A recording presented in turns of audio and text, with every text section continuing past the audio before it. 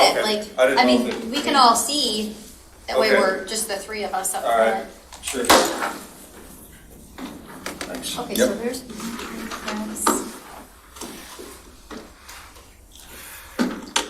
So we've got Chris Chang, Joe Pattinson, and Margie.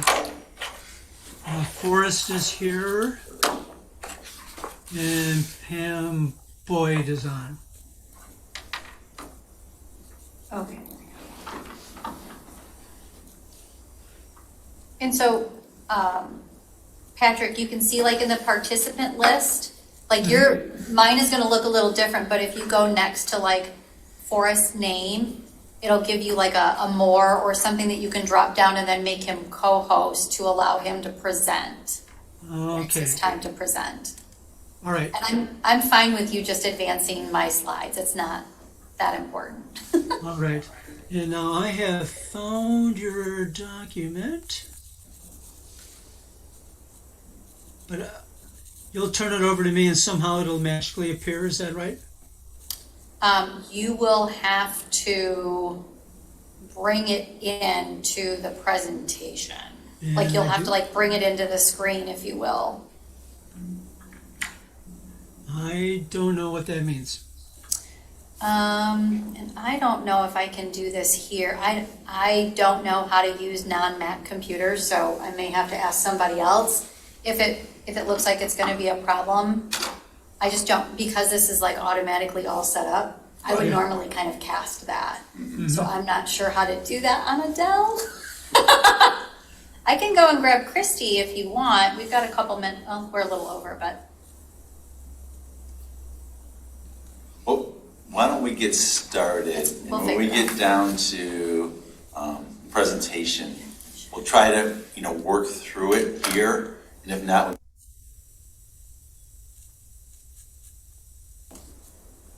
how about we do that? We'll move forward at the agenda. We get down there. Hopefully, we got it worked out. If not, we may have to grab someone from the township. Someone's from the township's still here, so then we'll go from there. So at this point, it is 4:02. Suzanne, would it help if I emailed it to you? Would that help any? No, because I'm not logged into this computer. Okay, all right. Yep. Oh, let's do something, sorry. So, all right, so it is 4:02. Welcome to the Transformational Alternative Planning Committee meeting on November 10th. I'm Roy Townsend. So at this point, I guess we need a motion to adopt the agenda. Should we call roll, make sure that everybody, since we're still, so many of us are. Okay, yep, We need to exactly. call, like, say where we're from. Yep. All that good jazz. Yeah, I guess if you're not in the room, right, Yes. we need to, do like a roll call. So I guess we'll start out with Patrick, since you're in the upper left corner on our screen. I'm here and I'm in Scio Township. Thank you. Chris Nordstrom. I'm here and I'm in Ann Arbor. Okay. Chris Chang. Present, Scio Township, Washtenaw County. Marjorie. Present, Scio Township. And Jane.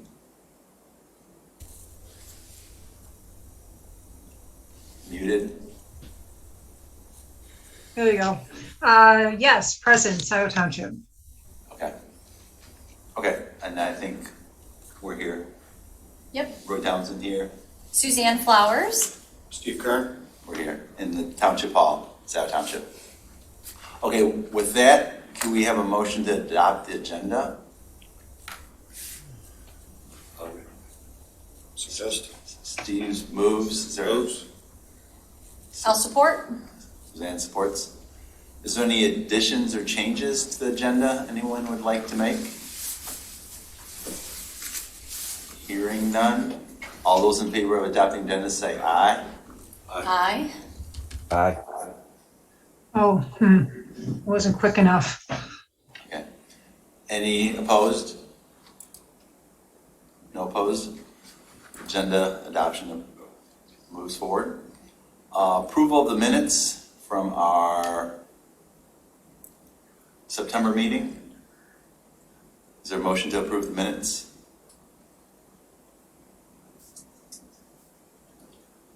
Steve will approve the moved motion. Is there support? I'll support. Chris supports. And with that, is there any additions, changes, deletions that anyone would like to recommend? If not, all those in favor of approving the minutes, say aye. Aye. Aye. All right, minutes are approved. At this point in our agenda is time for public comment. So at this point, if you are public, you'd like to speak, I think generally what we do is you raise your hand and then we can reach out to you, you can speak. We do try to limit it to 3 minutes. So at this point, is anyone out there? There's no one in the room here in Scio Township. So at this point, we reach out to the public that's online if they would like, anyone would like to speak. Rob Pattinson has his hand up, and so does Pam Boyd at the time. Sorry, I'm just making sure I'm not missing anyone. So I don't know who went first. I could not tell. Okay. Since I think Rob's in front of Pam on the list, I guess we'll go with Rob first, if we can let him speak. Thank you. Rob Pattinson, Scio Township. I had to take my 91-year-old mother for some tests to the U of M's West Ann Arbor clinic on Parkland Plaza last week, and we were very impressed with the sidewalk and the landscaping and the finishing touches that they were putting on it.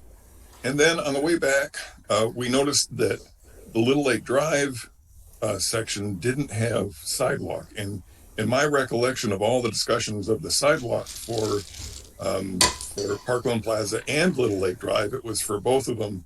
And so we're a little surprised that the Little Lake Drive sidewalk wasn't there. Is that postponed till next year or the spring, or maybe weather shortened the time to pour the cement, that sort of thing?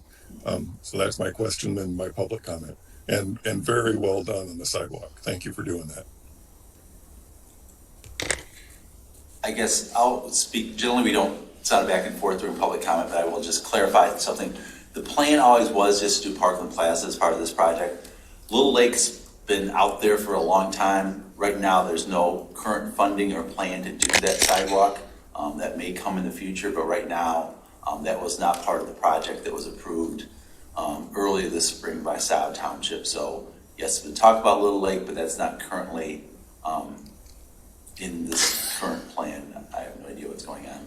I'm not sure what's happening right now. I'm gonna go grab Christy, so excuse me. Okay. We can still hear your audio, and thank Okay. you very much for did we just get answering rid of that. I really appreciate it. Okay. No, it just went away. I guess, yeah, the video, something's happening. Yep, your So- video is down, but we can still hear your audio perfectly clearly. Okay, thank you. My public comment is you have another resident who would like to come into the meeting, and she texted me to ask if I could please ask you to let her in. Thank you. I'm trying. Okay, I'm not sure what happened, but Oh, we're back. it sent me like a loose cable, but I'm not touching anything. So is there any other public comment?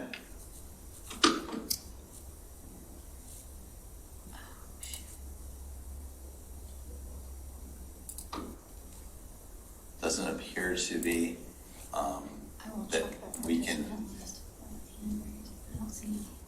nothing, no other hands raised. So at this point, we invited the RIDE, AATA, to talk about the RIDE's 2045 long-range plan, and we invited Forrest Jan and Yovel Rinsum, probably mispronounced the second name. But Forrest, hopefully we'll turn the presentation over to you, and you can walk us through. We're excited to hear Scio because obviously it hasn't been that long that Scio actually got involved and had bus service brought out to Scio Township. I mean, it's been talked about for decades, and probably, I don't know, 5 to 7 years ago, we finally agreed to, contract with the ride and get service out here, at least along Jackson Road corridor. And from the transportation alternative plan, it only makes sense that, how can people, walk and bike and get on the ride and get downtown and get to Ypsilanti, with the ride you can actually get to Metro Airport, and how all these things are interconnected. So I know a lot of us on the TAP committee are excited to see, we sort of get phase one, stage one, and you're looking at, what does the future bring here in Washtenaw County and in Scio Township. So with that, I'll turn it over to you, and hopefully we can sort out, maybe we can do your presentation seamlessly. If not, we'll have to, bring in some more experts to figure out how to do the presentation. So at this point, we'll turn it over to you, Forrest, and Patrick, if you can turn it over to Forrest electronically, we'll try this. Okay, I've made him host, so from what Suzanne says, that should do it. Is that correct, Suzanne? Sorry, excuse me, Patrick, if you can make Yuval as a host, because he's going to do the presentation. Oh, okay. So he can share his screen. Appreciate that. All right. Maybe I will start. All that comes up is pin. It says remove pin. If I look at the participants, it says Forrest, you're the host now. So you might actually have to delegate. Oh, okay. Well, actually, wait a minute. I probably have to make Forrest the on host. I made Yuval a host now. I think it should work. I'm the host now, yeah. Okay. It should be all good. Thanks. All right, Patrick. thank you. Yeah. All right. Well, thank you, Ms. Chair, for the introduction. Good afternoon, everybody. My name is Forrest Yang. I'm the Deputy CEO of Planning and Innovation from the right. Of course, with me today, Yuval Greenspan from Left Turn, Right Turn. They're the consulting firm helping us on this project. First, I want to thank you for having us here today and talk about the right long-range plan.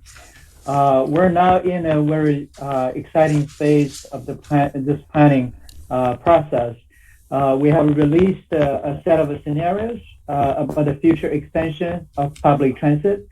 Our intent is to use these scenarios for discussion. What transit service might look like in the future. Those discussion will feed into our next phase of the study, and then become a long-range plan, hopefully by mid-2022. So for today's presentation, we're just going to go over the scenarios and other ideas being considered under this plan. And then, of course, there are more details available on our website. There's a project website, and there's online survey, some background information there too. Hopefully we can, have lots of questions from you and some feedback from you. Anyway, so I'm going to turn that to Yuval for his presentation. And thank you. Thanks, Forrest. Let me pull up the deck. All right, it should be sharing now. If I can just get a thumbs up. I see some nods. Great, fantastic. So thanks everyone for having me here today. As Forrest mentioned, my name is Yuval Greenspan. I'm the principal and at a consulting firm called Left Turn, Right Turn, or LTRT. We work with public transit agencies across the country with regards to their planning initiatives as well as other projects. And we're really excited to be here today to talk to you about the RIDE 2045, which is the long-range planning project presently underway. So today we're going to go over the project, share with you where we are in the overall process, the goals we hope to achieve. And we also want to go over the elements of the plan itself in terms of what we're thinking about and opportunities to improve the fixed route network, what that could look like in 2045, as well as ideas for regional connections, paratransit services, as well as other services. As Forrest mentioned, it's important to note that what we're going to be talking about today is very much ideas. We're in the idea exploration phase, as we like to say. Everything you hear and see today represents concepts or options that are being evaluated. And ultimately, we're relying on the feedback of customers, staff, elected officials, and many other stakeholders to help us narrow in on what is the right plan for the Ann Arbor Salenti area. Real quick before you move on, we're not sure if everyone can see your slides. We can see it on one of our screens, but not the big screen. So I guess anyone at home, are they able to see your slides? 'Cause I don't want to. Okay, they can see the slides. Okay. From Rob. Perfect. Okay, That's we just great. wanted to make sure that, you know. Thank you. I definitely appreciate that, and if anyone can't see the slides, just put up your hand and we'll sort that out. But I appreciate you confirming that. Thank you. Yep. Okay, so the RIDE 2045 is a long-range plan for the Ann Arbor Salenti area. It considers the transit network, including the bus routes and frequencies, new and better types of transit, new types of services, infrastructure, technology, and our fleet. We want to hear from you about what the right balance is with regards to competing priorities. The plan is being developed. Sorry, I'm getting a little bit of background noise. Apologies for that. The plan is being developed with a few specific goals in mind, which very much mirror many of the municipal goals that we've been hearing and reading about. Over the next 25 years, the RIDE would like to increase social equity by improving access to jobs and housing, help the environment and reduce air pollution, and support existing and attract new businesses to the area. And these goals were established based on what we heard from customers, stakeholders, as well as the RIDE's board, and are important in guiding how decisions are going to be made about what options we build from going forward. The project was started in 2019, but was delayed due to the COVID-19 pandemic. The process was resumed in February of this year. And development of the RIDE 2045 is taking place over 4 phases. So the first phase was guidance. And in that phase, we developed strategy, including the goals, principles, and methodology to guide our decisions along the way. The next phase was analysis, where we looked at the current and future state of the services. As well, we looked at how the demographics and the area is developing over the next 25 years. And the first 2 phases are done, and there are summary reports of that on the project website that Forrest alluded to earlier. So if you want to learn more about that work, go to our website at theride.org and follow the path there to the project, the RIDE 2045 project site. So now we're in the third phase, where we're starting to develop options or scenarios for the community to react and comment on. And based on all the feedback we hear, we'll start to narrow in on a single vision for transit in the area. Our plan is to bring that single vision back early next year. The last phase will be to finalize the plan. We'll take what we learned from that final round of engagement and put it into a realistic plan. Okay, so with the background out of the way, we want to dive into the elements of the plan and show you some of the options we're considering. First, we're going to look at the core of the transit system, the network of fixed route buses that thousands of customers rely on each day. So there are many ways to set up a bus network in an area. And the question really that we used to challenge ourselves in development is, how much funding will we have and what would we do with those different levels of funding? We've come up with 4 scenarios of what our network could look like in 25 years to explore different levels of funding and start a public discussion. And the 4 scenarios are the baseline or status quo, minor enhancement, modest enhancement, and major enhancement. We're going to show you a little bit about each of these scenarios to help you understand what's possible in each case. What you will notice is that the scenarios are structured around what we are envisioning for the current or core service area, which does extend a little bit into Scio.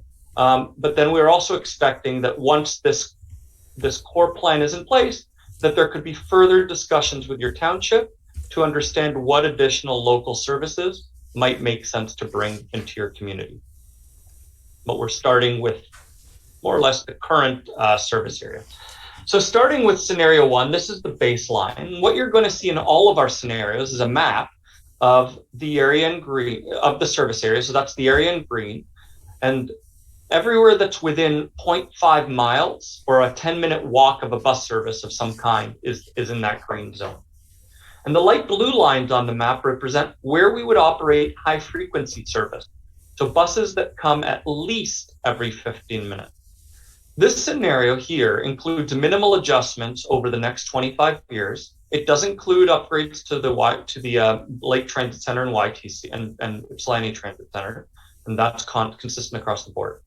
Now, in this scenario, 63% of the population and 82% of employers are close to those high-frequency bus routes with 15 minutes or better service. We call scenario 1 the baseline because it more or less represents the status quo, the service that's being operated today, with a few minimal adjustments. Now, for each scenario, we're also going to show you a map that has the approximate travel time between major destinations. In scenario 1, travel times stay about the same as they are today. Population and employment in the area is expected to grow over the next 25 years. And so if transit service stays the same, service would deteriorate, and we would expect a lower customer experience. This means that more people would be driving cars, which is bad for the environment. And because we aren't improving the service in scenario 1, we aren't helping people living in poverty have better access to jobs, education, or housing through transit. Let's move on to scenario 2. Whereas in scenario 1, we didn't grow transit, in scenario 2, we have a small increase in the local millage to grow transit. And as you can see, there are minor enhancements across the board, including a few more high-frequency 15-minute or better corridors. We're also introducing here 2 express services represented in dark blue lines on the map. These 2 express services run at least every 10 minutes and will have faster travel times because they won't be stopping at all routes along a route. Compared to scenario 1, travel times improve by about 12%, especially along major corridors. We call scenario 2 the safe option because we're doing just enough to keep up with the population growth and employment growth in the area. Let's look now at scenario 3. In scenario 3, we can start to make more substantial changes to the transit system. First, you can see even more of those light blue high-frequency corridors on the map. Second, you see a red line, which represents a new bus rapid transit line. We want to take a moment here to talk about what bus rapid transit means.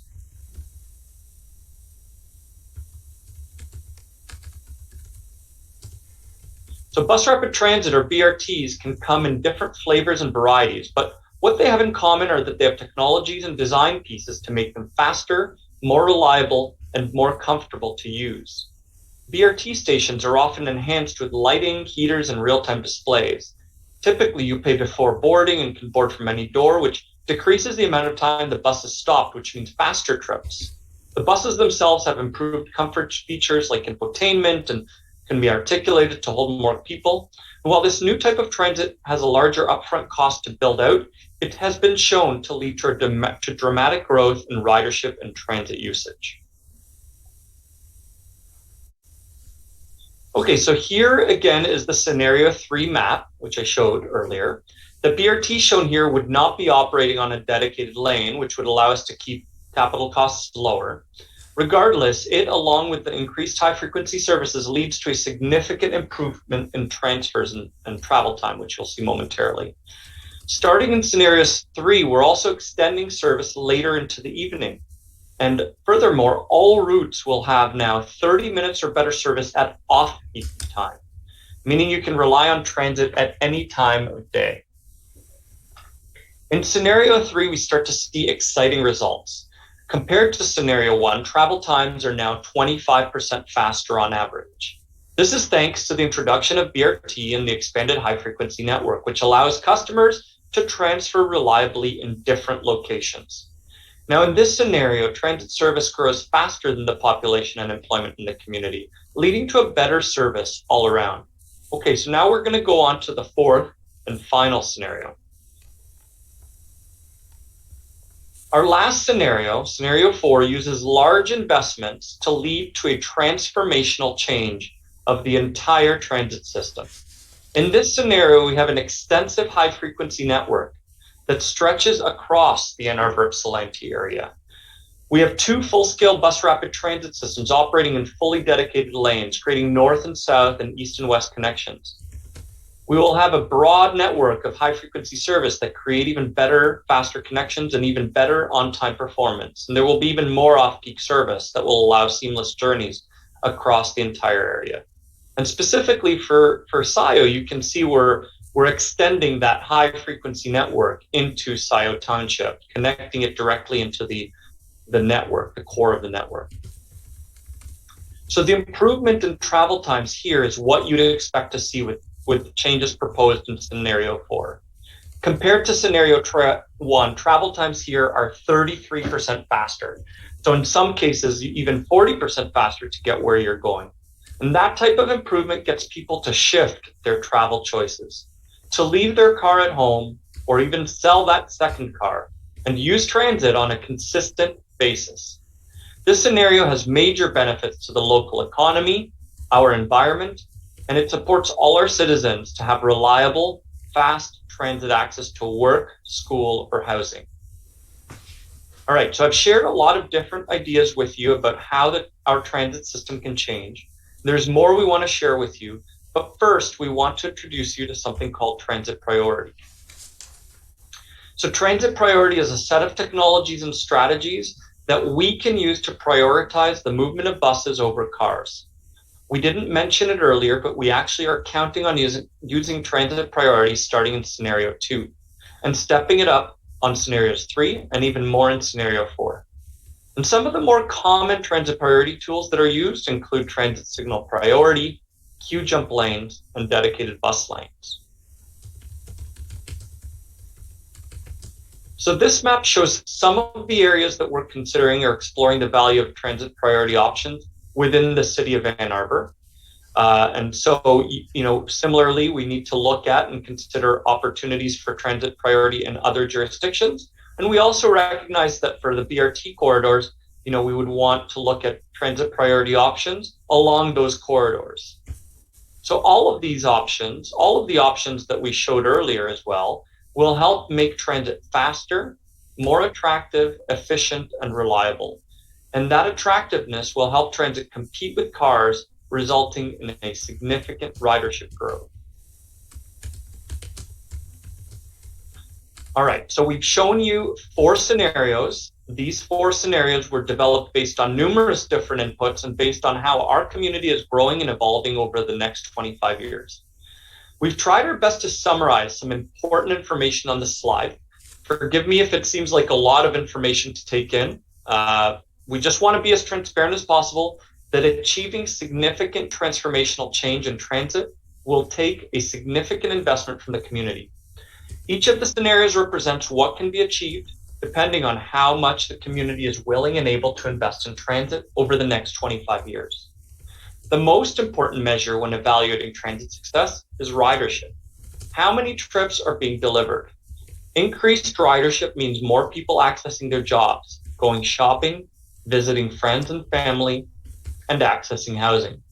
It means transit is helping us to achieve the goals for our organization to increase social equity, help the environment and reduce air pollution, support existing and attract new businesses. And so you can see the ridership increases that we're forecasting for the different scenarios, and they're substantial, particularly when you look at scenarios 3 and 4. Not surprisingly, to achieve that success will require significant investments. These investments come in the form of both ongoing operating costs that would be covered through local millage and fares, as well as from one-time capital costs paid over 25 years, which might be supported by federal or state dollars, but would require as well some level of local support. So those were the scenarios for our fixed route buses, but the ride offers a lot more than that. And we want to look at a couple of the other elements that have to be planned, like regional connections, park and ride, paratransit, and other services. How we connect to the region is critical to our long-term success. And we can draw riders in from a broader area by increasing the total number of parking spaces all around our normal service area.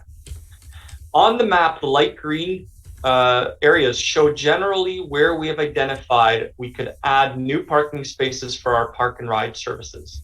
And as we add parking spaces and new park and ride facilities, We would also need to add express bus services to connect those people into the center of our service area. We've also identified important connections to downtown Detroit, the Detroit Airport, and West Wayne County that we should be considering.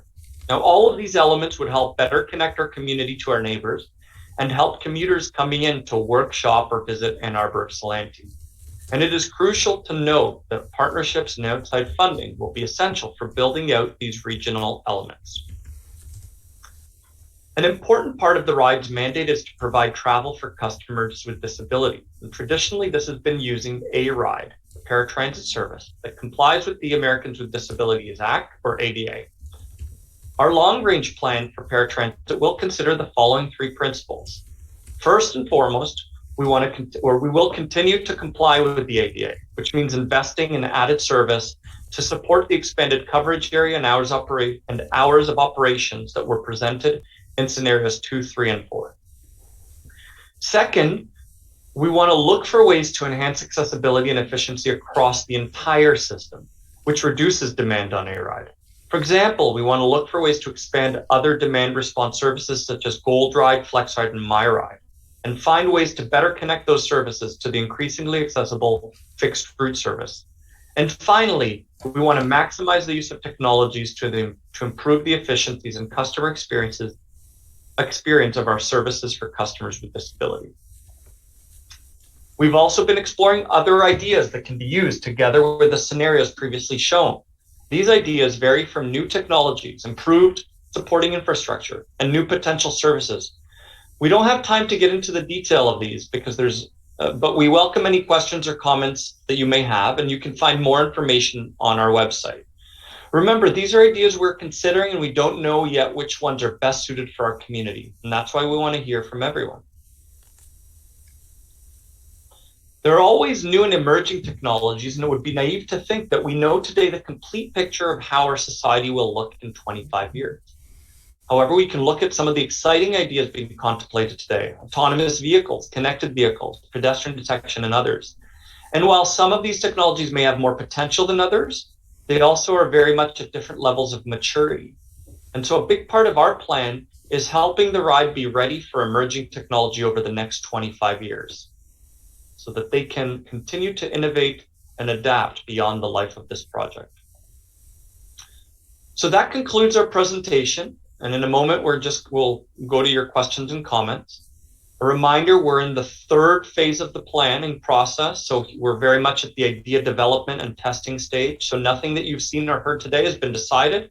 And everything that we've shared is with the intent of getting your feedback. Couple key questions that we want folks to reflect on. The first, of course, is what were your thoughts on the scenarios and concepts that were presented? Was there something that struck you as particularly exciting or that you thought was missed? And second, what is the right level of balance between cost and benefits to the community? So thanks very much to everyone for allowing us to present today. On the slide, you can see our website, theride.org, as well as I'll just mention that on this website, we have a link to a survey that's active right now. And we encourage all of you, as well as all of the residents of Scio Township to complete that survey and provide feedback so that we can go away, process it, and come back with a plan, a refined plan early next year. Thank you very much.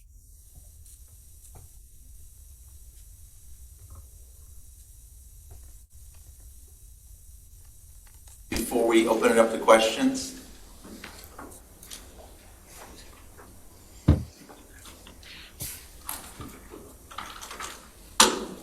guess not. Chat members, do you guys have any questions? I have a question. As the bus service stands at the moment, is there a way to quantify what AATA has in terms of ridership out to Scio Township, and how many stops are there?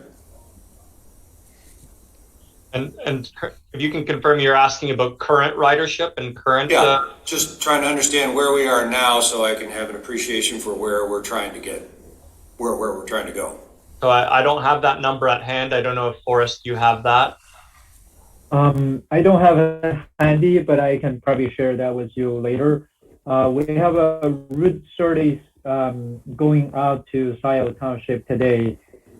Pre-pandemic, as I remember, we probably have, I would say, average 20, 30 people an hour. And then during the pandemic, ridership, of course, dropped quite a bit. Yeah. And right now, I would say probably around 50% of the pre-pandemic ridership. You probably would see about 10 people per bus per hour. I would, about daily ridership, I can certainly get those numbers to you. Okay, thank you. Yeah, that'd be helpful. Mm-hmm. Others? Patrick, you raise your hand? Yeah. So we are looking at down in the relatively near future, trying to engage our community in discussions about pathways that they would like to see in Scio Township. Do you have any advice from us from your experience about how best to engage the community? And it's a topic we're going to turn to in a few minutes, so it'd really be timely to get your thoughts. And so you're just looking in terms of more broadly, like some advice? Yeah, just on how we should engage our communities. Yeah, based on your experience. Right. Well, I appreciate the question. So, I mean, I would say, I guess I would start by understanding, doing what you can to understand the current needs and projected needs in terms of travel patterns and where people are moving, so that you can then reflect that in your engagement materials and your engagement. And then just making sure that you are reaching all parts of the community and that you have, I guess, a multifaceted engagement approach that isn't biased towards one group or another, so that you're hearing from a diverse array of people and what their needs are. For us, what that looks like is we've done virtual sessions online. We've met with, of course, elected officials as well as transportation committees such as yourself. We've reached out to specific key stakeholders. We're meeting with, for example, some of the colleges and the university to understand specifically, as well as, and very importantly, is connecting with customers. And so this week, for example, we have staff from the ride as well as from LTRT that are doing pop-ups at multiple locations across the area and connecting directly with the users of the system to understand their needs. And again, trying to get as broad a range of input about where they would like the service to focus and grow in the years ahead. And do you do that with surveys or probably a range of different tools? Exactly. Yeah. And so we have an online survey right now. We use a tool called SurveyMonkey to collect all of that. Mm-hmm. But then, through sessions like these, you don't necessarily, you're getting information in a different format. You're getting it through Q&A and through observations. And so we compile all the notes, and at the end of the process, we'll synthesize them into what we call a what we heard report, which distills to what are the key messages or the key learnings that we had. And so pretty much, our approach is everything that we hear, we'll sort of categorize it to the extent possible. We'll encourage people to try to answer as directly as possible the key questions that we have. What are the things that you liked? Which scenario do you think we should be looking at more closely? But then also listening to what are some of the challenges and issues that people have beyond that. Great. So picking up on your themes that you heard, is there one question that you would like to get our responses to? Sure. So, I mean, the key question we've been asking everyone is quite simple. Which scenario do you guys like? Or which scenario do you individually like or like on behalf of Scio and its residents? And I guess I'd start with that and see what folks say. And I guess related to that, what aspects of it do you like and why do you like it? I would like the modest enhancements, and again, with in particular getting out as far into Scio Township as we possibly can. It seems to me like that's a good balance between status quo and costs. Thank you. I saw Chris raise his hand. Chris Chang. Yeah, before I would answer that question, I was, before pre-pandemic, I was a daily rider of the AATA downtown. And it sounds like what Forrest had mentioned is it sounds like we're at about 50% of ridership since then. So has this survey, or at least the 2045 plan, I know I'm working at home from here on out. I have a feeling with the people that are watching, at least remotely, are maybe working from home or participating remotely.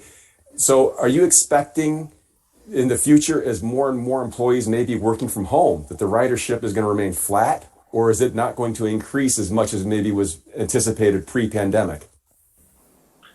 Great question. And, if I had a crystal ball and had certainty, I would be playing the lottery. That said, a lot of people are trying to tackle that question and trying to understand how society will change. And the current thinking that we have, as well as generally shared, is that it's going to take some years, let's say 3 to 5 years for demand to rebound. Keep in mind that a lot of ridership isn't necessarily just employment. Some of it is, but there's a large number of that is students and the people going to school and whatnot. But in the context of, so if this was a 5-year plan, I would absolutely be answering this differently.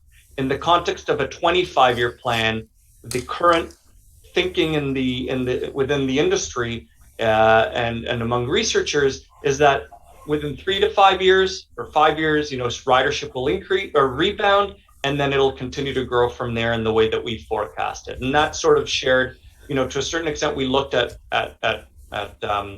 projections and used a lot of information from SEMCOG and other partner organizations that have also been trying to answer that question.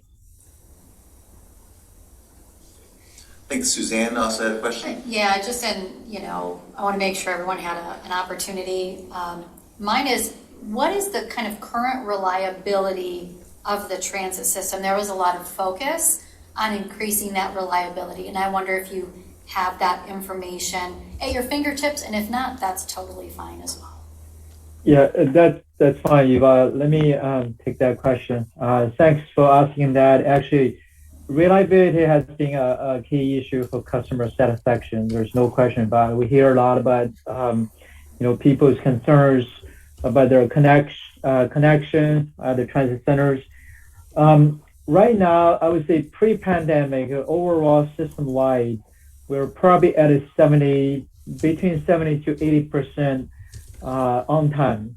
When I say on time, is no earlier than scheduled time, and to like up to 4 minutes later. So right now, during the pandemic, as we all know, the traffic condition is getting a little better. So our on-time performance is probably getting close to 80% or even above that. So a lot of corridor, I would say like Washington corridor, is very congested, as always been. So the on-time performance is lower. But other local services, Route 30 is not too bad. So yeah, it's higher than that average. By the way, I did look up some numbers.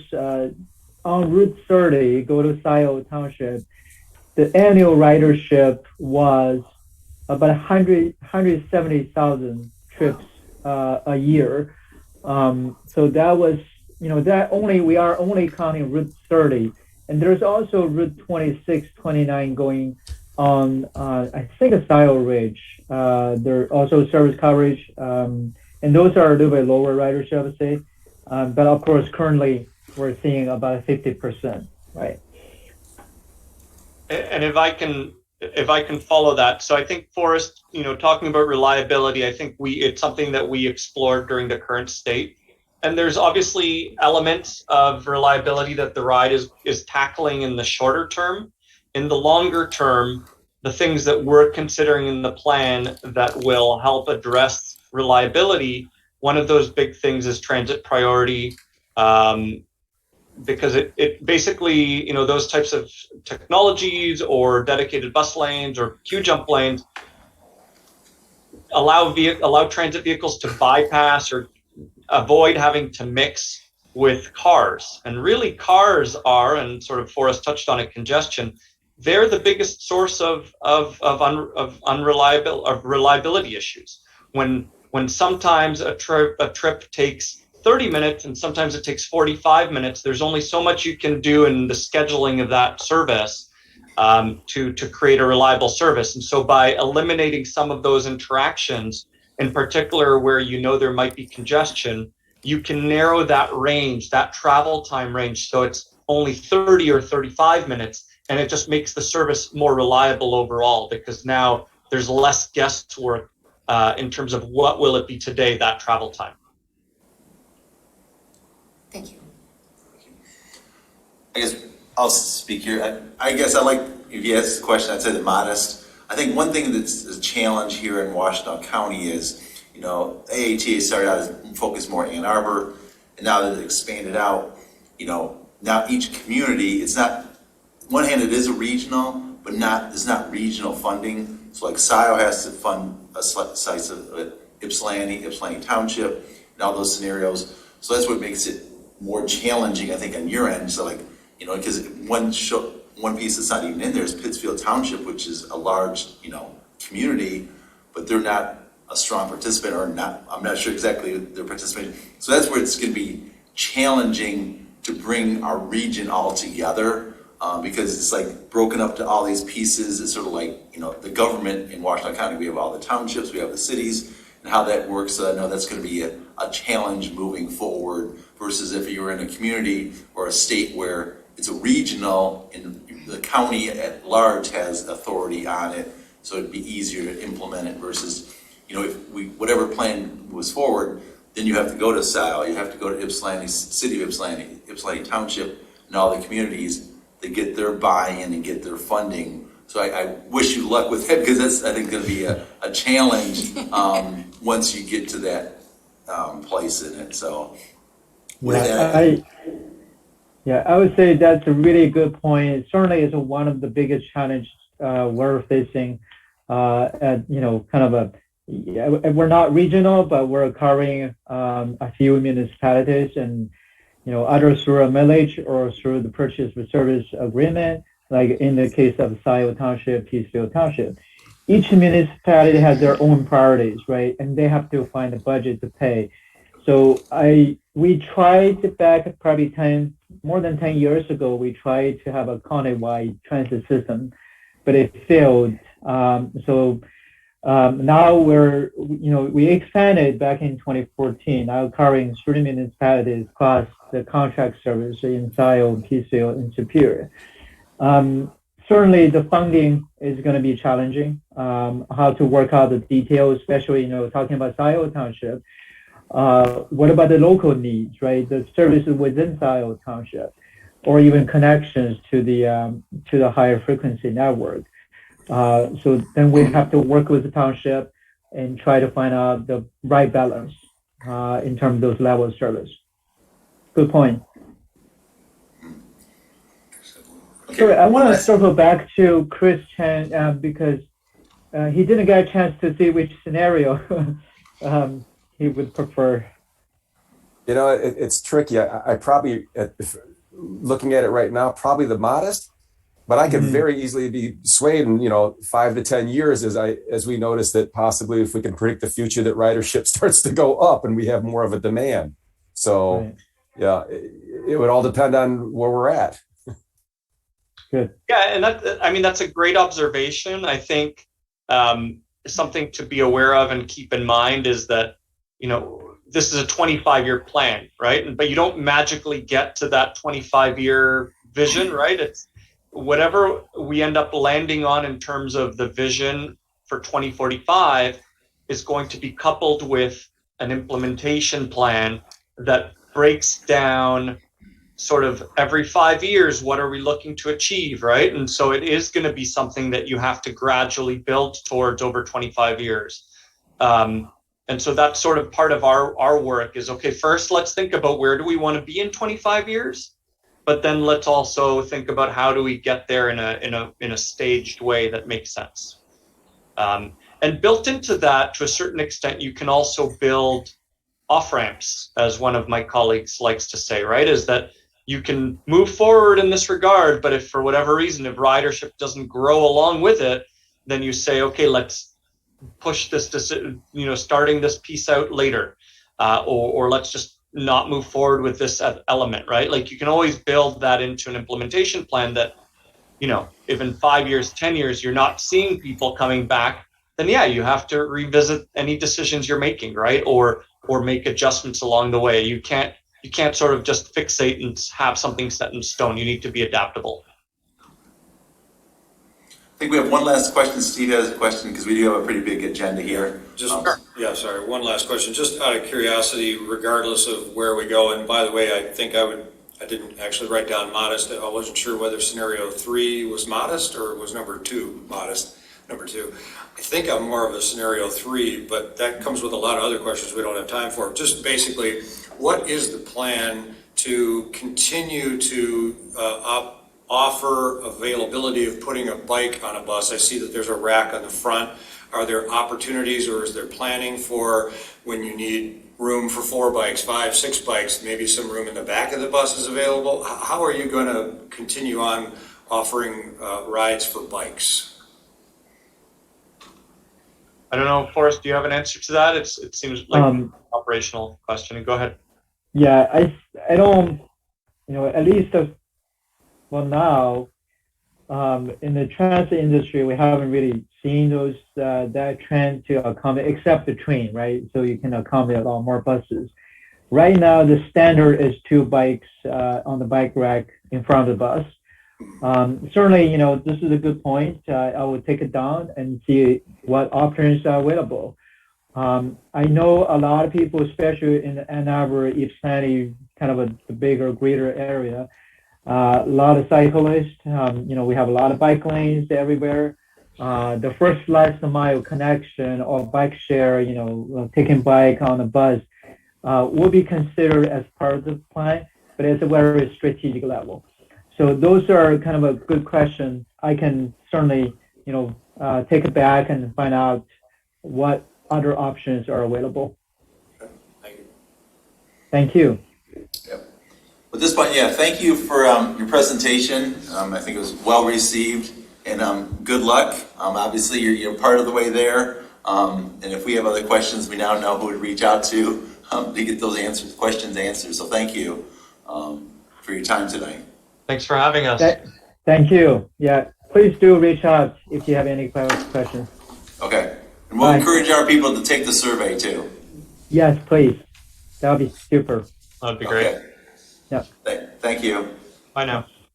Yep. Oh, Yuval, do you want to turn your host back to Patrick? Good. Yeah, I shouldn't terminate your meeting, right? Yes, please do that. Meeting adjourned. No, I'm already the host. Thank you, everyone. Okay. Thank you. Bye now. Bye, everybody. Oh, that's so funny. So you're back. Patrick, you got the controls again? Let's see. Yes, I'm back in charge. All right, so back to our agenda. TAP business emails to TAP. We received them from Sal Ridge Uplands Drive. I think it was attached from president of one of the HOAs out there. Sort of related to that, Patrick and I did walk sort of Patrick's neighborhood a week or so ago, just looking at, there actually was a plan developed 2 or 3 years ago of how in those neighborhoods, there's 4 neighborhoods, Patrick? There's 6 subdivisions with about 700 to 800 people and 2 apartment complexes with 350 units. Oh, wow. Yeah, so by far it's the most dense area in Scio Township. So one thing I think, well, we're not going to get into those details today, but we're thinking, as we look at future TAP projects, there's probably 8 to 10 different things that could be done out there. And some of them are easier to do, sort of lower hanging fruit, that we could get done in the next, 1 to 2 years. Some things are going to take 3 to 5 years, but I think that's worth us looking at. Because some of it's easy, is just connecting. Certain neighborhoods were built and they're 300 feet apart and the sidewalks don't connect the neighborhoods. So it's sort of as simple as just extending a sidewalk through these neighborhoods. Another scenario is they let kids off the bus and the kids have to walk in the road to get to their neighborhood. So it makes sense here again to have a sidewalk where the bus drops off. There's also AATA bus service there that's not really sidewalks. And that's just all internal to these subdivisions. And then ultimately, I think the idea would be how we connect these neighborhoods to the city of Ann Arbor, if it's along Liberty Road or along Scio Church, and how that, it's gonna take more dollars and more planning and more engineering. But that's what, when Patrick and I looked at that, just sort of like, I think some of these easier ones we could move up to the front, because to me, it's just sort of like, it just makes sense from a safety standpoint and from a transit standpoint, how we can tie these together. And maybe more people would take the ride if it's like, oh, I actually, there's a bus stop there rather than just a sign and a gravel shoulder where you catch the bus. It's like, oh, this is actually a bus stop. And like I said, especially the school children. I know we lost Patrick, so I don't know if you wanted to add to this. I know, Chris, you live in that neighborhood too. We got Patrick back. Well, I'm back. Okay, Patrick, I don't know if you want to add anything, because obviously you and I did the walkthrough.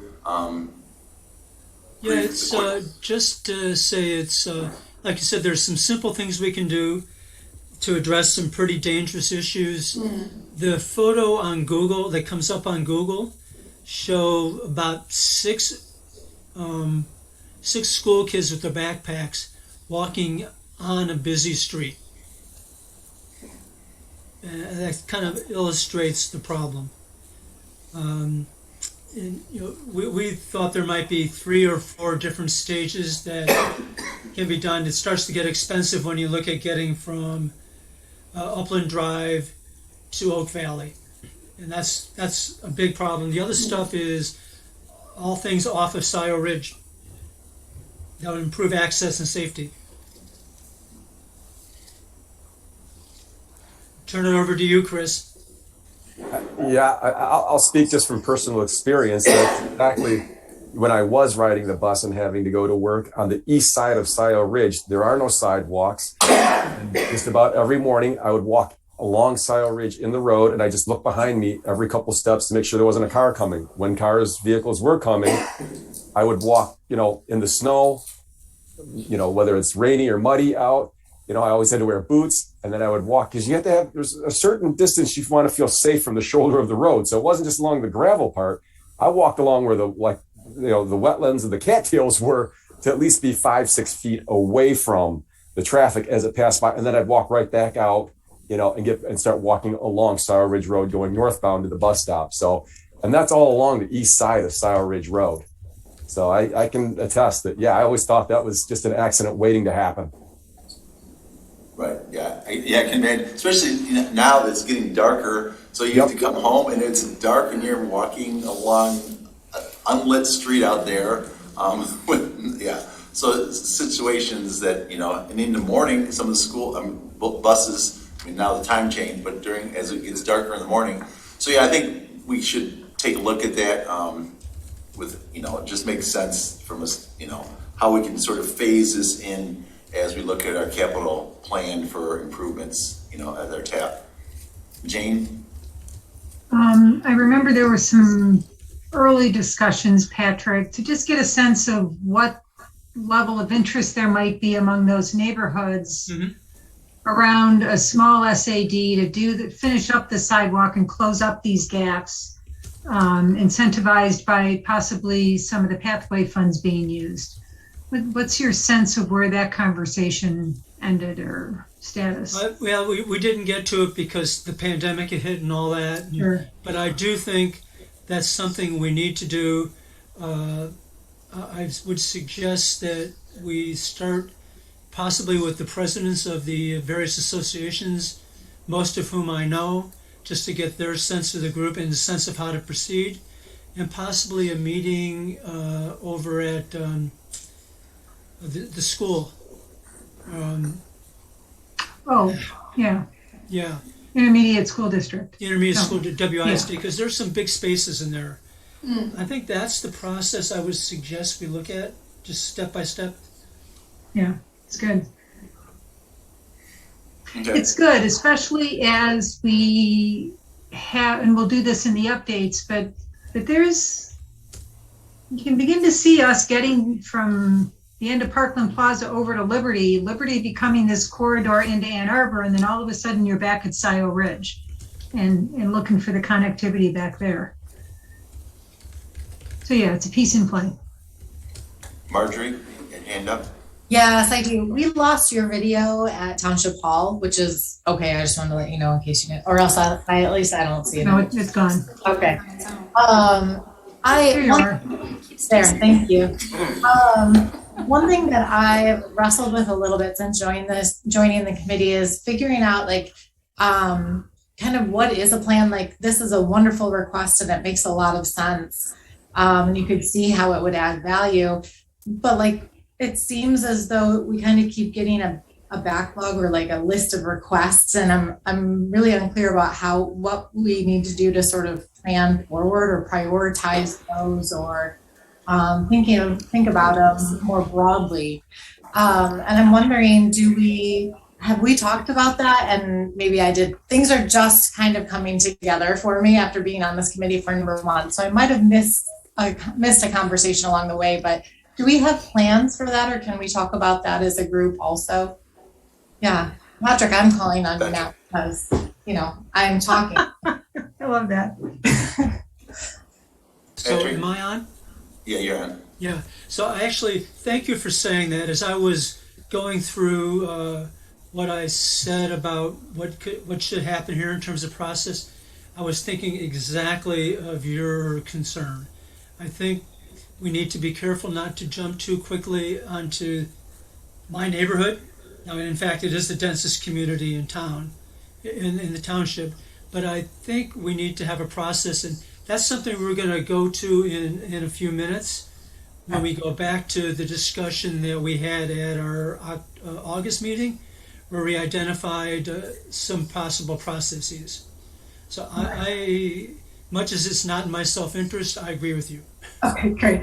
I think there are like so many, I can see so much value with that connection. It's just unclear how we sort of prioritize requests, and how we also not just take requests that come in from individuals, but also think more broadly about other spaces, even if there's not a formal request from someone. Because I could see some areas where we may not have a request, but I could argue that there's value in about how to set up transportation. And I think that's what we'll be working on to develop our CIP, our capital improvement plan, and getting that out and trying to gather the input from the public, from the users, and find out how we prioritize, this neighborhood versus this area versus that, and trying to, get our arms around. So you're right. I mean, we're sort of just starting out, and some of these things have been in the works and talked about for a long time. But then, how do you prioritize? Because there's something, you're right, something that really hasn't been talked about, but maybe a higher priority because someone hasn't talked about it. But when you take a zoom out, and sort of like, wow, this really should be addressed over here, whatever it is. So that's what we have to figure out, how we prioritize as we develop a CIP moving forward. And will that just include, so like as I listened to the Transit Authority presentation, I started wondering, like, gosh, should Scio be considering some kind of 20-year visioning around bus or other kinds of routes in the township, since that sounds like it fits with the township and not with the Transit Authority, to maybe get underway. And so that's also a spend for us. So would that sort of also fold in, if we wanted to move forward with an activity like that, would that fall under this same plan? In other words, would we be prioritizing that against like sidewalk connections and other places? Sort of where does this committee spend its energy and recommend dollars be spent? Does that make sense? Like, it feels like in terms of like where we spend our energy, it might also help to have some conversation around, is it worth thinking about expanding bus services as opposed to, is it worth focusing on trying to find dollars for sidewalk connections? I'm not sure if those are comparing apples to apples or apples to bananas, for example. I would say yes. Like, there is a finite resource, and that's the funds. And so if we are to do a capital improvement program that is supposed to be, related to TAP, that should include the pathways, the sidewalks, and transit. Like, that to me needs to be all inclusive within that. Given each year of funding, what is the prioritization that this body recommends for the township board to be taking action on? And so I think that has to be part of the conversation. But I think that all of us need to better understand like the current POSAs that we have with AATA, and if we're doing if the pass-through funds that we have from a township millage for transit are being passed through AATA to go to WAVE. And so what is going to where? I can honestly say as a resident, I don't know. I know generally that is happening, but I don't know to the degree in which that's happening.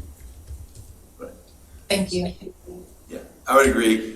It's complicated, and I think we're all sort of getting on board and learning how these prioritize, and what is our role in bike paths, sidewalks, transit, and all those things. And like Suzanne said, there's a limited number of resources, but then we also look at, is there other resources that we could pull in to help leverage our dollars going further? So there's a lot of little things, And it also seems like there might be, like if we're only looking at it from the lens of what dollars might be, like I could imagine also coming at it from the space of what's most valuable for the township, and then what can the dollars we have available actually serve, and how can we find funding for the other projects that we think are really valuable. So I also see a constraint just around investment of this committee's time in terms of where do we prioritize for our community's needs,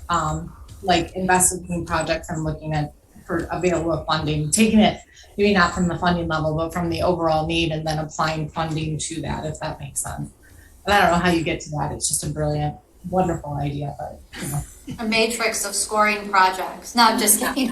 But I mean, there is going to have to be some level of, it's not winners and losers. It is what is the highest priority? Let's say it's, the Zeeb Road pathway. Let's say that all money goes to that. Okay, at the expense of what? If this was a $30,000 sidewalk project, can we pull $30,000 from the Zeeb Road pathway project in X year to create this one connection that serves this very large population? And I think that, it is trade-offs. However, that could be a very positive trade-off that is serving a very large community and connecting them to more than just a sidewalk, but their homes, schools, and also transit. So it looks at kind of like a multiplier of where does that investment make sense in maybe that particular year versus, still looking at this larger vision that the township master plan has put forth for like that regional corridor along Zeeb, for example. got it. Okay. Well, we got a lot of still things to go, so I'll at this point I'll probably move on to, if there's anyone interested in being nominated for vice chair. The reason there was a vice chair, actually I was vice chair, became chair. I don't plan on leaving, so if you step up to be vice chair, I don't plan on stepping down next month. But the one thing that we found out last month when I couldn't make a meeting, we sort of had to cancel the meeting because there's like no vice chair to step up. So really that would be your role if the chair is not available. Obviously you'd have input in putting together the agenda, which is relatively straightforward, not a whole lot of time. But I guess at this point, we're open open to taking anyone's nomination, or if someone wants to nominate someone to be vice chair, I'm open to that. Or if we want to consider it for next meeting, but it's something I think we do need to have a vice chair sooner versus later, so we don't, it's not just on me in case I can't make a meeting. So many hands going up at once. I would, but I cannot commit. Okay, that's Nope. fine. Not right now. I'm sorry. I can't either. Can we maybe table this until next month, and that Yes. way we can, people can give us a Right, thought. that's what I'm saying. I just put it out there, so think about it. If you can, by next meeting, we'll hopefully move forward. Next one, representation from Land Preservation Committee. Trying to remember, Patrick? I'm trying to remember. Yeah, what- so can help. what would happen is David was a representative from the Land Preservation Committee, Oh, that's right. and we don't have a representative now. I think Will mentioned that he's talking to people about trying to recruit somebody to serve on TAP. So the same sort of role that I play with the Roads Committee, and Chris plays with planning, and Norm plays with PRAB. Right. So maybe I this, can- maybe I this can year, work sorry. Sorry. If you be the representative from Land Preservation, also they may become vice chair, huh? Maybe that'd be a dual. Wow, that's sneaky. Two for one. idea. I like that. Go ahead, Jane, sorry. I think it's becoming a very relevant question, because with the Woodview PUD approved now, this all froze. We can still Can hear you you, guys hear me? Jane. Yes. Yeah. All right, I'm just going to stop my video because I didn't call in separately. Okay. So this question about the LPC link is important, and it's becoming timely because with the Woodview PUD approval, that's the PUD way out south side of Jackson, out by Baker, right? And that's the one where they're building a fairly significant segment of pathway that sort of comes back toward the preserves out there and then heads east toward Stabler Road. Then there's a little corridor that the township owns that we could potentially bring that pathway, back to Stabler. But here's the new news. LPC's got a couple parcels in play out there that could create some really interesting options for the pathway coming back towards Stabler. And again, you guys kind of know this from that overall map we have. Once it gets to Stabler, within a few years, there's going to be a pathway Stabler to Park towards Zeeb, around that Trailview development. So it just occurs to me that it's really important to get the LPC connection. So we make sure that the opportunities emerging there and the pathway sort of needs going forward are one conversation. So I'm happy to continue to talk with Will about it to see where that link pin might be. Okay, That all makes sense? I mean, Yes, those it does. connections I was describing? yes. It's good. The development between Tractor Supply is another way to, Yes. Yeah, there you next go. to Tractor Supply, if you know where Tractor Supply is, it's Right. adjacent to Tractor Supply, behind Tractor Supply.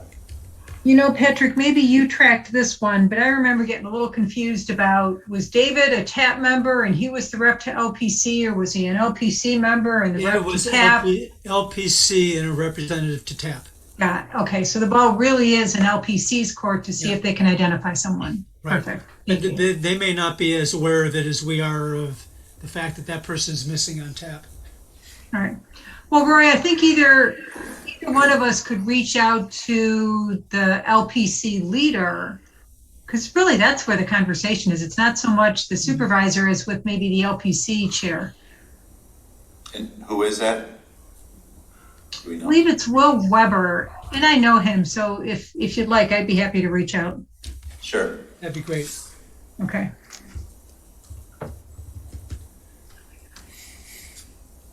Okay, anything else on that, Patrick?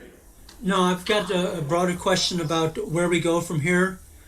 We've got 15 plus minutes to go. We've got the quadrant updates.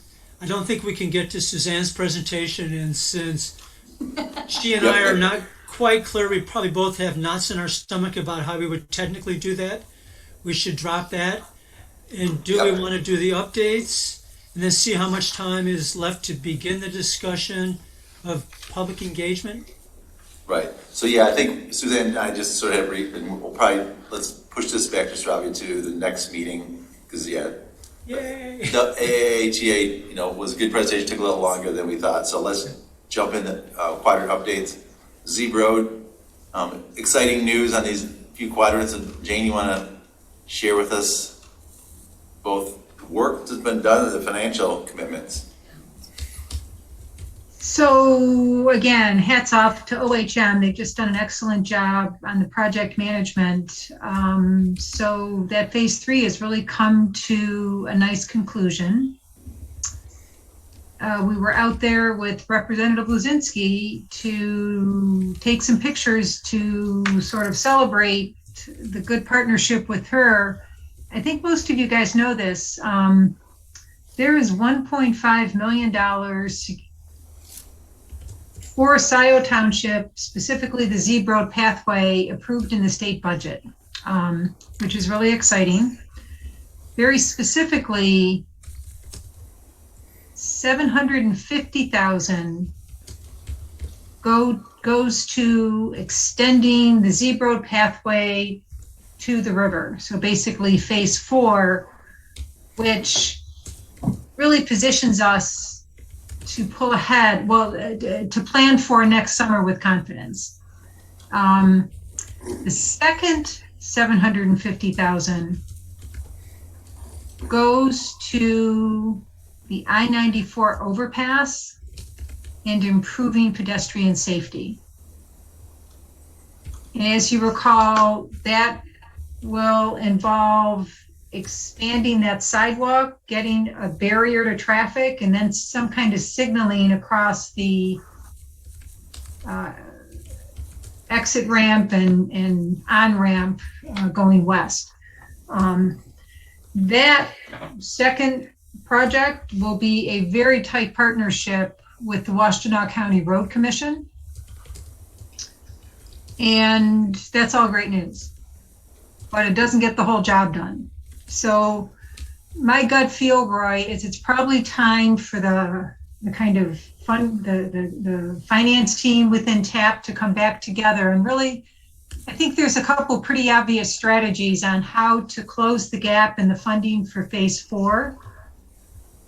And then also think about our next steps on the I-94 exchange. So that's all information. It's all great news. The other thing that we ought to think about, and this is really modeled after Border to Border, is how do we want to celebrate this phase 3 being done? Do we want to at least bring the neighbors together that were part of that project? It's work in progress, unlike Parkland Plaza, which is kind of a done deal and really exciting and very much a ribbon cutting sort of thing. But I just throw that out there as something for us to talk about. Jane, this is Chris. Just so you know, as part of the grant application the grant we got from the state, you actually have to have a ribbon cutting. So, so that's something that we get to look forward to in the near future. Can we wait till the spring? Oh yeah, definitely. But it is something that they want to see happen. So interesting. Yeah. Wow. How fun is that? Looking forward to it. I think you have to put a sign up too, right, Chris? Acknowledging their money. Yep, exactly. I don't know exactly where we're going to put that or how that's going to work. It could be just a simple placard on a metal pole, but definitely we want to have something there. And frankly, we should do something to recognize the the Connecting Communities grant as well. So if we can just get a sign made up, this section of the Z Road pathway is funded by generous contributions from the Michigan Natural Resources Trust Fund and the Washtenaw County Connecting Communities Fund. Actually, both agencies, I think, have their own sign. Yeah, you may be right. DNR has theirs and Good deal. Connecting Communities has theirs, so there'll be two separate signs, but they're not super big, but I think it's a requirement of both grants that you put, acknowledge where the money came from. Right. Can I ask a snarky question? Chris, is that against the planning committee's new rules on signage?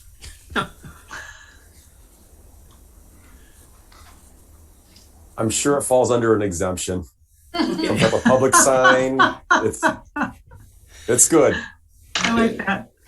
So Jane, real quick on a more quick serious update note, on- I want to thank and recognize Jane in particular for all of her efforts on this. It's been a lot of negotiation for a long time. And also Roy has been very involved. I imagine Chris has too. This did not happen by accident. Thank you. Thank you, Patrick. Yep. You can send chocolate. Yep. And real quick on Parkland Plaza, and I think we've touched on it, but yeah, that basically got done, knocked out, looks great. So yeah, I know Jane was instrumental in getting, there's a lot of different players, a lot of different funding sources, pulling it all together. I know this spring people are like, how's this gonna happen? And sure enough, it pulled together, got done, the contract got delayed a little bit, but at the end of the day, it all got done, looks great, and it's exciting, because I mean, that's another piece that's been talked about for, seemed like nearly 10 years, and we finally got that piece done, and I think it's gonna, give momentum to the South View part, because it's first like, we can't really talk about South View, then we got Parkland done, but now that we got Parkland done, it's easier to focus on how do we extend South View up through their development and out towards Liberty and out towards Wagner in those scenarios. Won't spend a whole lot of time on that now, but here again, thanks Jane and the township for really stepping up and getting this thing that's been out there for a long time, finally can check that box. Actually, the township board actually got it done. This township board actually got it done. And like I said, we talked about, I would guess, nearly 10 years of different scenarios of trying to pull this thing off, and now we can say it's actually done. So exciting news. Thank you. It is really exciting. Hey, I'll just mention really quickly, Linda Smith was at the BOT meeting last night and sent a note afterwards. She's very keen on some kind of ribbon cutting and identified somebody, I think might be from Lakestone or co-housing back there, that she was keen to get in the loop. So here's just my quick question. What's our gut feel to do a ribbon cutting like now, kind of fighting some colder weather, getting into the holidays, or is it too late to wait till the spring? I mean, what are some quick thoughts on that? I have two. One is I think the weather's going to be a real impediment. Two is if we do a ribbon cutting, we ought to have put some serious thought into it.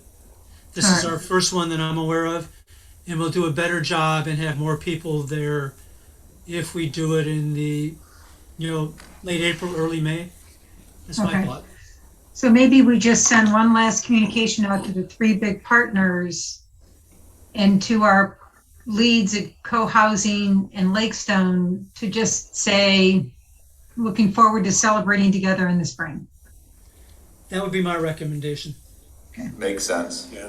Because with the holidays too, you throw in the holidays, the next thing, it's going to be probably December before you can have anything, and then the weather definitely gets questionable. Okay. With that funding, Chris, is it relatively quick? Or do you... Relatively quick. So, Okay. One of the things that I mentioned at the last meeting was, as welcome as the news is about the 1.5 million from the state, that still isn't going to cover everything. So we, as a township, are going to continue to look forward to different grant opportunities, including the MNRTF again and Connecting Communities. The township is currently in the process of wrapping those two grant funds up by submitting invoices. Once that happens, we're eligible to apply again. The MNRTF and actually all of the state of Michigan DNR grants have a grant deadline of April 1st. That could work out to another $300,000 or more, depending on what happens with their program. And for the MNRTF grant, one of the things they look for is letters of support. So I encourage anybody that's watching tonight to send in letters of support if you're in support of the Zebra Road Pathway. And we'll just keep that on file and have that as part of the grant application next spring. And then as a group, TAP needs to really communicate that out to the public and make sure we get that information out there. Those same letters can be used for connecting communities. That application isn't due until next August, so we've got some more time, but there's no reason not to just kind of lump all of those together. In a little bit of disappointing news, the Iron Bell Trail Fund contacted us a couple of weeks ago and indicated that they don't think they're going to be able to help us out. That isn't terrible news, though, because basically what they were looking for were private donors and large corporations within Scio Township that they could reach out to and help raise funds through them. We still can reach out to the Ralph Wilson Foundation. And in fact, I think that's something that Jane, you mentioned getting the financing group back together again. We should discuss that and really start getting that filled out soon. And certainly there's nothing saying that we as a board can't reach out to, or a committee can't reach out to local corporations and other donors. Again, if anybody is interested in helping to offset some of these costs, we would certainly welcome them and invite you to contact the township. That's what I've got. All right. Let me get to that just really briefly, if I could. Chris, Bri, I should confirm this with you. I really do think the funding team ought to come back together before year end. We've got a lot of irons in the fire.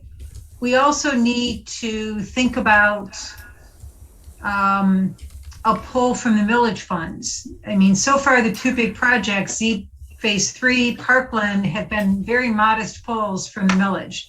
Phase 4 of Z will be the first big pull.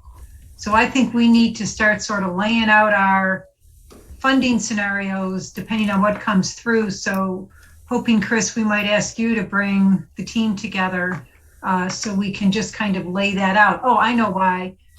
Talking with Matt Parks, if we're really going to do Phase 4 next summer, which is high probability, the board's got to be approving final engineering drawings early in the new year. And we need to be able to have a good funding plan and a proposal from TAP on the pull from the millage funds for Phase 4. So we just have to think through all that now. I think it's a good idea, Jane, and I think we could get together on relatively short notice. So right. if we wanted to try to do that even in November, that would make sense to me. So I'll try to reach out to everybody tomorrow and see what we can set up. Sounds good. Patrick, you had... Yeah, have we, in my mind, which is a sieve, we've lost track of that money from the millage for the local connecting roads. It was at least 20%, I think, was supposed to go to pathways. Have we touched that at all? I think it was 10%, but 10%, okay. 10%. I think that's what we need to look into with Chris and the township, find out, the different pots of money or buckets of money, and making sure that, we're using it all wisely and we're using it all that is available. And that's a good question, Patrick. We could add that as an agenda item to the funding team. Sandy Eglers is back now, and we really do need a good understanding of the funds in the Parks and Pathway account. Like I have a list of what I know should be in there, but with Sandy back now, it'd be a good time to just sort of get an update on where we are. And that local roads committee is not for parks, it's just for pathways. That's a very good point. Yep. Thank you. Okay. Yeah, if Chris, you try to set that up, I think, we'll start looking at, because people think, oh, it's 22, but yeah, you really need to start planning in 21 for anything to happen in 22. And 22 is not that far away at this point. So yeah, if we want to make something, and here again, I think it's always successful when you have something in the pipeline, try to do something each year so people see this millage money being spent, township wide. So having something in the pipeline each year makes a lot of sense. Next item is new business. I think I'll delay that to next meeting because it's going to take a little bit of time and we are out of time. But we can touch on old business. Or do we want to push that back to next time to the public engagement discussion? Yeah, I think we've got to kick that back. Okay. But I can give a quick update. Everything that was from the previous meeting, everything that was on our list to do has been accomplished. From last meeting. Write it down. Yeah, and it was in the minutes, so thank you, Patrick, for documenting the things that we have, addressed. Committee reports. I just want to add that there was a first meeting of the Roads Advisory Committee. TAP is well represented on that. Roy is the co-chair because it doesn't involve a lot of work for those of you who are listening. And then I'm the TAP representative.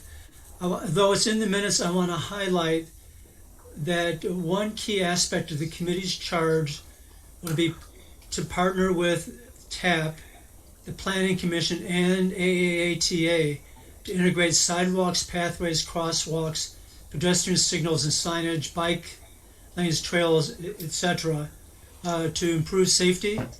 And the fact that Roy and I were on the previous roads committee and are on TAP, I think positions us well in terms of all the discussions and analysis that goes on there. Yep, thank you, Patrick. Any other committee reports? Hearing none. Anything else? Hey, the Infrastructure Jobs Act got passed by Congress. Woo-hoo. Yeah. I think that's a good thing. Hopefully more money will be coming to Washtenaw County, but I'd be happy to kind of bring some of that information back once we actually get it. Yeah. Haven't gotten it vetted through MDOT yet. Yeah, one scenario I heard that TAP funding, the Federal Transportation Plan, So I had to post it to tell you. increased 70% is what. Wow.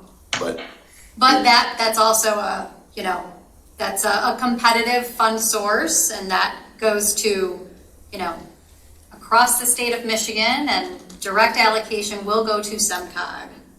But we don't know how much of that yet, so more to come. But good news is there will be more funding, looks like at the federal level. So that's always a positive thing. It will take them probably a year or so to sort it out, but eventually it'll get to us. So yeah, thank you for bringing that up. I was going to mention it, but I forgot. So thank you. Got it as a post. If nothing else, is there a motion to adjourn? I would make that motion. Is there support? Support? Okay. Meeting is adjourned. Thank you. We'll Thank see you, everyone everybody. next month.